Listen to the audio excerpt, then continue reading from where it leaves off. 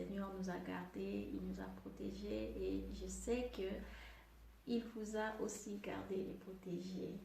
Pour ceux qui vont me suivre pour la première fois, je m'appelle Jenny et je vous welcome sur ma chaîne Jess TV, la chaîne de l'espoir. Voilà, dans la vidéo précédente, nous avons eu à parler concernant la préparation pour être une bonne maman. Et il y a quelques points que j'avais notés. D'ailleurs, si vous avez remarqué, cette vidéo a été interrompue. Il y a eu un petit problème technique et ça ne nous a pas permis d'achever cette vidéo. Donc voilà pourquoi je suis venue avec quelques points que j'avais notés pour finalement boucler ce sujet. Donc voilà pourquoi je suis là devant vous. Alors j'espère que vous avez aimé la vidéo parce que c'est vraiment très instructif. Je pense que vous allez vous demander pourquoi est-ce que nous insistons sur la famille. Eh bien c'est parce que la famille c'est quelque chose de très important en fait. La famille c'est une famille épanouie, une famille bien éduquée, une famille avec des valeurs morales. C'est aussi la réussite en quelque sorte de notre société. Cela ne se limite pas toujours dans notre famille mais ça va au-delà. Vous voyez, ça va dans la société, avec les personnes avec qui vous entrez en contact et qu'on sort. Voilà pourquoi nous voulons former une nouvelle génération positive, avec des valeurs positives, avec des mœurs positives, des bonnes choses. C'est pourquoi nous intéressons à la famille. Donc pour mes jeunes sœurs qui rêvent de devenir maman, pour mes grandes sœurs qui n'ont pas encore été bénies, qui ne sont pas encore mamans. Et voilà, nous partageons avec vous, c'est quelque chose que nous connaissons, nous en tant que mère, et aussi avec le constat que nous avons fait. Donc voilà pourquoi j'aimerais qu'on parle sur ce sujet qui est très important. Donc voilà, pour le résumé, on avait dit qu'être maman ne se résume pas seulement à 9 mois de grossesse ou les douleurs de l'accouchement ou les nuits blanches. Il est vrai que nous ne sous-estimons pas cela, hein. Ce sont des étapes très importantes et par lesquelles moi-même je suis aussi passée. Donc nous ne sous-estimons pas cela, mais nous voulons vraiment parler nous voulons aller au-delà de la maternité. Parce qu'il y a certaines mamans, d'ailleurs, il faut le dire, hein, il y a certaines mamans qui, lorsqu'elles accouchent, hein, elles mettent au monde, c'est fini, hein, c'est fini, surtout si elles travaillent, donc elle va au travail, l'enfant est gardé soit par la nounou, soit, je ne sais pas, quelqu'un de la famille. Donc lorsque maman rentre à la maison, elle s'occupe de cuisiner et tout, donc elle n'a pas le temps vraiment de bien regarder ses enfants. Alors nous parlons en général, hein, nous parlons en général. Je sais que nous ajoutons quelque chose chez quelqu'un qui ne savait pas, ou nous rappelons peut-être hein, des choses qui... Mais en tout cas, bref, il y a quelqu'un qui sera béni par rapport à ce que nous disons. C'est pourquoi nous sommes là, très confiantes et voilà, en train de partager ceci. Alors, si vous voulez vraiment vous imprégner de la première vidéo, je vous demande d'aller regarder la vidéo que j'avais postée avant celle-ci, donc la vidéo numéro 19, si je ne me trompe pas. Vous allez voir tout ce sujet. Alors aujourd'hui, pour gagner le temps, j'aimerais déjà qu'on essaie de parler. Le point que j'avais relevé, le premier point que j'avais relevé, c'était communiquer avec nos enfants. Donc, lorsqu'il y a communication entre mère et enfant, c'est quelque chose de très important. Pourquoi je dis ça? Parce que c'est pas seulement, il faut pas seulement donner des ordres aux enfants, leur dire fais ceci, fais cela ou quoi. Non. Mais moi, je pense qu'il faut aussi attendre un feedback. Il faut savoir communiquer, parler avec les enfants. Lorsque nous parlons avec nos enfants, nous brisons nous brisons le tabou, nous enlevons de secrets, nous enlevons un muraille qui souvent se place devant, entre les parents, entre la maman et les enfants, surtout si la maman n'est pas très tendre, si la maman elle est un peu trop stricte, hein, c'est quelque chose qui crée vraiment un muraille auprès des enfants. Ça veut dire que les enfants veulent seulement qu'il y ait l'essentiel. Ils ne veulent pas vraiment être ensemble avec vous parce que la galerie a toujours été gâchée par rapport à votre comportement peut-être. Donc moi je pense que savoir parler avec les enfants, leur faire comprendre des choses. Vous savez, c'est possible pour nous de les accompagner, hein, de les aider dans leur éducation sans pour autant tout le temps crier, tout le temps les punir, hein, excessivement. Punir les enfants c'est bien parce que ça les aide. Parce qu'on cajole tout le temps, ils ne seront pas bien redressés. Mais avec la punition, ça va. Mais il y a aussi des mamans qui exagèrent, hein, tout le temps punition. Va au mur, va t'agenouiller, va rester dans ta chambre, tout ça. Alors l'enfant se sent frustré. L'enfant n'a même pas envie de vous approcher. L'enfant vient seulement quand c'est nécessaire, quand il veut te demander peut-être quelque chose et tout. Et ça, c'est très dangereux. Pourquoi? Parce que l'enfant pourrait apprendre quelque chose dehors, soit à la télé, soit par le canal de ses amis, mais tellement qu'il n'y a pas de communication. Et si la chose elle est négative, vous voyez que ça va déjà, ça va avoir des racines dans la vie de votre enfant et votre enfant va déjà commencer à connaître des choses sans pour autant vous le sachiez. Et pourquoi? Parce qu'il n'y a pas, il y a pas une communication entre vous. Donc moi je pense que c'est la communication, c'est vraiment quelque chose qui est vraiment très primordial entre nous et nos enfants. Ça nous aide à bien les éduquer. Il y avait aussi un autre point que j'avais relevé, c'était bien connaître nos enfants. Parce que lorsque nous faisons des enfants, moi par exemple, j'ai mes filles qui sont l'une l'opposé de l'autre. Donc, leurs tempéraments sont opposés. Vous voyez? Pour dire, je peux dire à l'autre, arrête, une seule fois, elle comprend. Mais pour l'autre, je dois insister. Et je pense que ces cas-là se retrouvent dans plusieurs familles aussi. Alors, dans ces cas, ce que moi, je pourrais vous souhaiter, c'est la patience. Il faudrait toujours avoir la patience. Parce que la chose, c'est quoi? Ce que nous faisons de leur jeune âge, c'est ce qui reste en fait. L'éducation que nous les apportons, l'accompagnement que nous faisons, ce sont des choses qui restent, ça part pas, ça reste pour du bon. Moi, je sais que c'est vrai, l'école, c'est très important parce que les enfants vont à l'école, ils vont ajouter leur savoir, ils vont apprendre beaucoup de choses et tout. Mais à la maison, c'est cette affection, les enfants apprennent de l'affection, ils apprennent de l'amour, ils apprennent à pardonner, ils apprennent tout en fait. Et ils apprennent à régler leurs conflits déjà à la maison, les petits conflits qu'il y a entre frères et sœurs. Hein, et lorsqu'on les apprend ces choses-là, nous les préparons en fait à embrasser le monde extérieur. Même lorsqu'ils iront à la crèche, à la maternelle, à l'école, à l'université, ils vont partir avec ce que vous leur avez donné. C'est vrai, il y a certains enfants qui ont tendance à embrasser les choses de l'extérieur plutôt que ce qu'il a reçu chez eux à la maison. Bon, il y a toujours des cas d'exception, hein. Nous n'allons pas exclure cette possibilité-là, mais dans la plupart des cas, moi je pense que les enfants mettent en pratique ce qu'ils ont réussi chez eux dès le jeune âge. C'est pourquoi, chère maman, j'avais remarqué qu'il y a certaines mamans qui, lorsque l'enfant est trop petit, une année, 2 ans, 3 ans, voire même 4, 5 ans, il y a un petit laisser-aller au niveau des parents. C'est-à-dire que les parents laissent les enfants faire tout ce qu'ils veulent faire. Pourquoi ils se disent que ce sont certains parents, hein? Pourquoi ils se disent que non, ce sont des enfants? Non, c'est un enfant, il va comprendre après, il va comprendre après. Vous faites erreur. Parce que c'est à ces moments-là que les enfants comprennent tout ce que vous leur dites. Et c'est comme des arbres que vous êtes en train d'enfoncer. Les racines s'enfoncent déjà. Et lorsqu'ils ont déjà cette position un peu courbée, ça sera difficile de les redresser. C'est pourquoi il faut, dès le début, leur première année, déjà leur dire non, même quand c'est un bébé.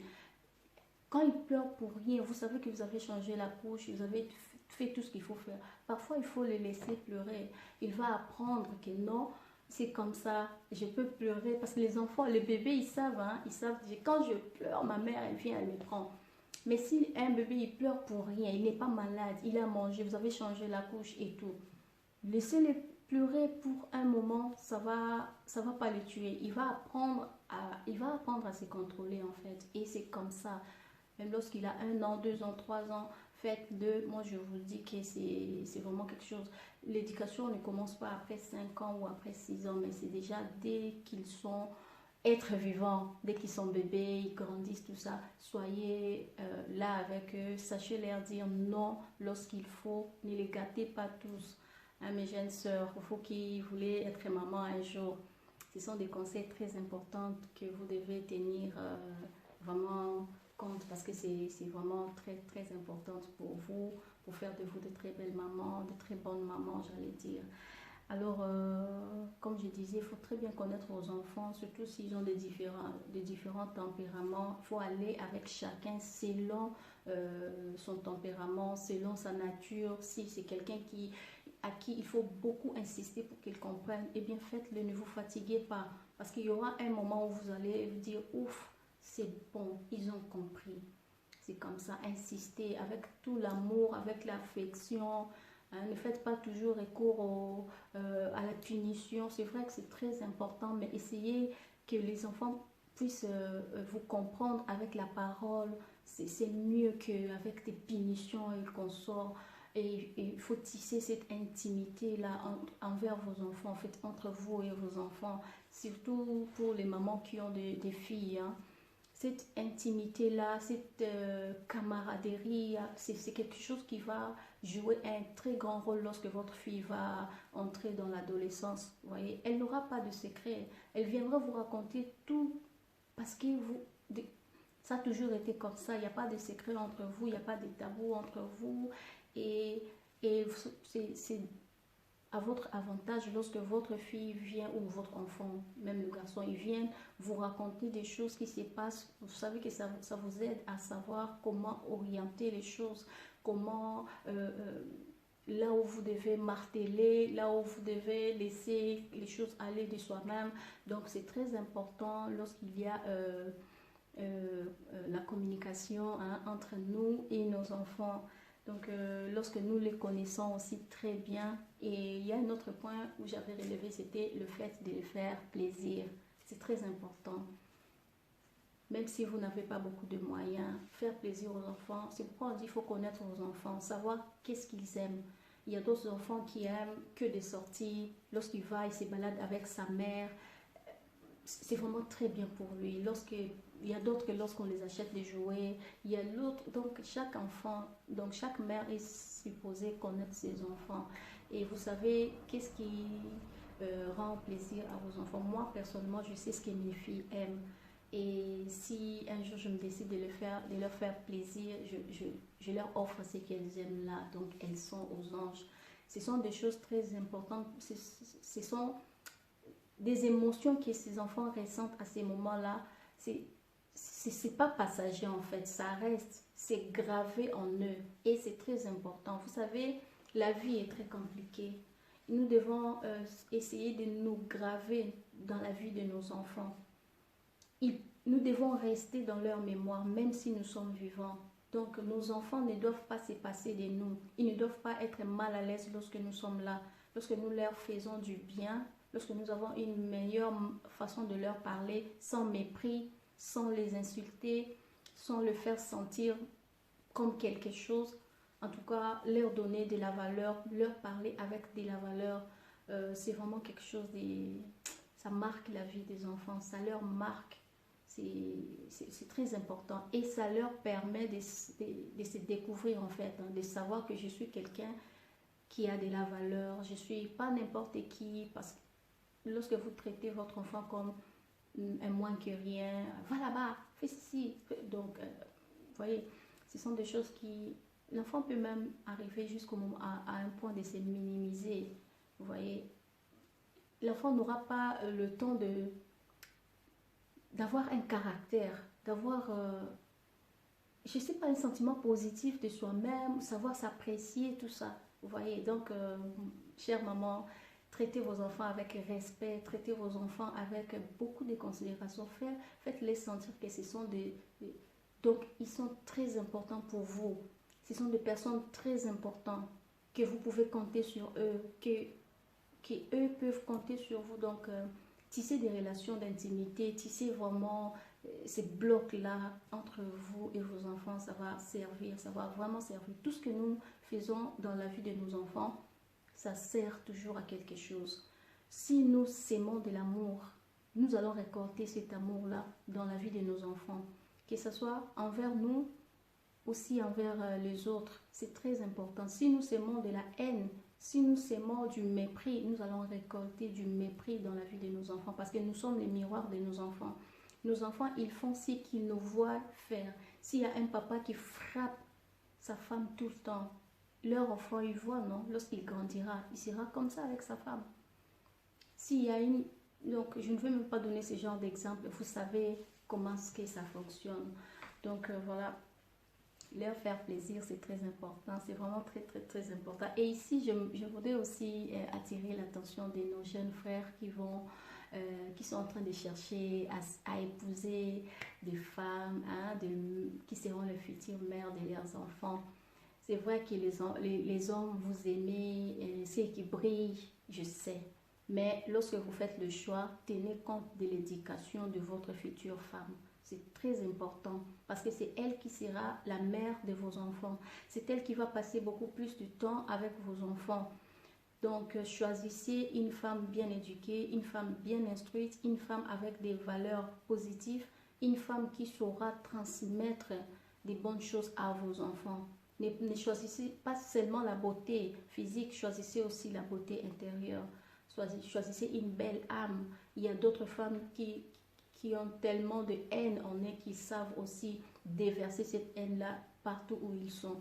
Alors, chers frères, hein, vraiment faites très attention lorsque vous choisissez une femme, choisissez quelqu'un de bien pour vous, mais aussi pour vos enfants. Parce que si vous avez une femme qui est mal éduquée, si vous avez une femme qui est remplie de haine, sachez que vous aurez des enfants mal éduqués parce qu'elle ne connaît que ça. C'est ce qu'elle va donner à vos enfants.